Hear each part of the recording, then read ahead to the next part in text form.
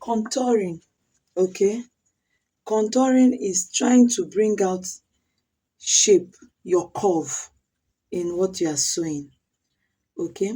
So today I'll be showing you how to contour your non-stretchy fabrics. Basically, it's non-stretchy fabrics you contour, as in clothes that do not, fabrics that don't stretch. Most times, if you want, you can go ahead and do it in stretchy fabric, but it's not really important because stretchy fabric, no matter how you make it, is supposed to curve, hug your curve and bring out your curve. But non-stretchy fabrics like Ankara do not.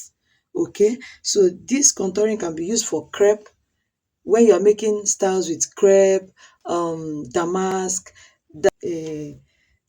fabrics that don't stretch. Do you understand? Basically, in Ankara, the reason for contouring is that the front, like when you're contouring the hip, because today I'm going to contour the hip and the bust area, but I'm starting with the hip. Now, the reason for contouring is that when you are cutting your fabric, the space you are supposed to give to your hip area is supposed to be more than the space you are going to give to the front area, because the front does not have anything, but the back has load. Same thing with the bust. The space you are supposed to give to the front area is supposed to be more than the space you are going to give to the back. So that's why you contour. Somebody will now say, so what is the essence of that? That is only works on the waist alone. So as you are doing it for the waist, you are supposed to do something again for your hip. Now, this is my pencil skirt, and I'm dealing with my long pencil skirt. I've cut the front pattern, but I'm going to be doing it on the lining, whatever I'm doing now on the lining, so you can be able to see very well. Because if I mark chalk here, you might not see. So concentrate, assume that this lining now is this fabric. So is the front we are going to use to cut the back. Now, when doing your own, please do not use the front to cut the lining. Use the front to cut the normal fabric. Reason being that there's a way I want to make this my lining. I want my lining to be full lining, and I'm going to be turning it with the fabric. So what I am still doing now, at the end of doing it, I'm still going to go and work on the length of my lining. So I will advise, when you're making your own, cut directly on fabric. Okay, do not cut. I'm using the black lining so you can see my chalk. Now I've cut out my front, I've cut out my front panel. So I have already cut out, I've folded placed my fabric for the back on fold. Is on fold right now. So what I'm going to be doing now is, to contour, you have to give space to both the horizontal part and the vertical part. Now for the vertical part, remember that there's 2 inches for side allowance. That 2 inches is already here. Do you understand?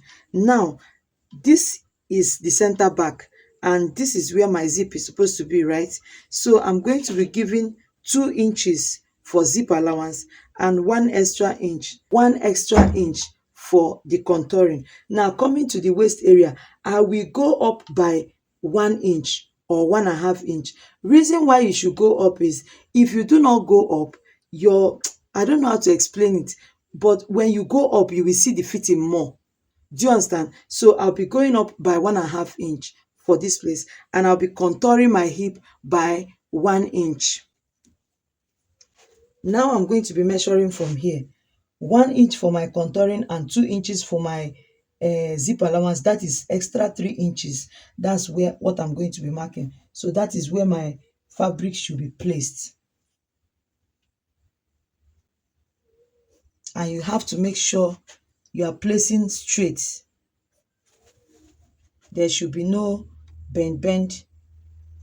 Okay.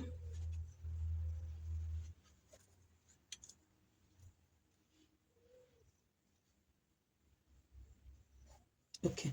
Now, coming to this place, remember that the length, there's a mistake people used to make. When you're cutting the length of the fabric, remember to cut out the band. So if your full length is 39, know it that what I cut here is 37. I have removed 2 inches for the band, except you don't want your skirt to have band, but I prefer to allow it have band, so I can play around with my elastic or whatever I'm going to be using for the. Now here, at this, now you place this fabric like so. Okay, Make sure it aligns with that 3 inches that you marked. Now you are going to come up here from these 3 inches here, mark it out. Okay, now you are going to rule out all your horizontal lines.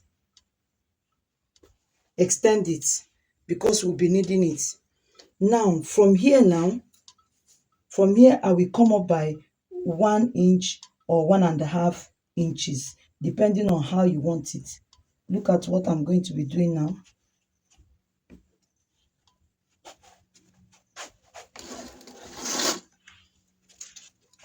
This is my 1.5 inch. I will place my ruler somewhere here.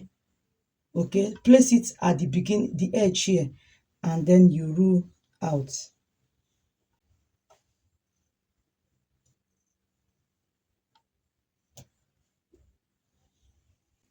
Now you will come to the hip area because that is where you want to give shape.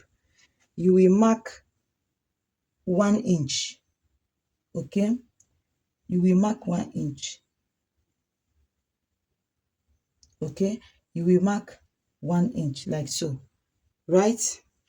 From this hip line, mark 2 inches down and mark 2 inches up. Can you see? Now you are going to use your curved ruler and forget about this mark you made here. Okay, forget about this mark you made here. You start from this point here. Now you are going to mark from here. Okay, from exactly this tip here. Okay, you will mark from exactly this tip here and you will connect like so.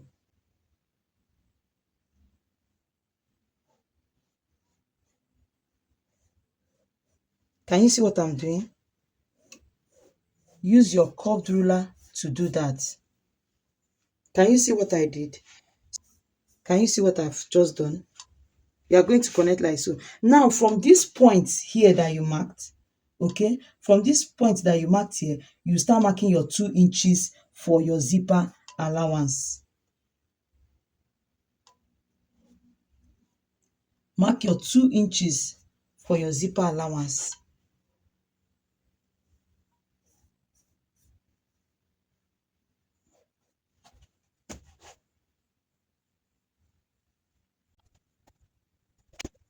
So when you are stitching, okay, when you are going to be stitching, just know it that when you are going to be stitching, just know it that your sewing allowance is 2 inches. So if you maintain that 2 inches, by the time you finish joining, you will find this cup around your hips. And that is all hip contouring. All this English wey we dey speak, that is all what hip contouring is all about. Then forget about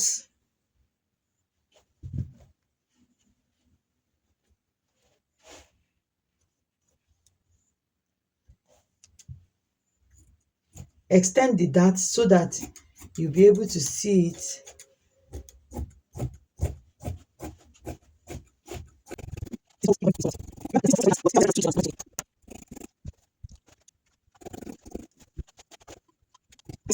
By the time you finish sewing, you are going to see a fullness around this one.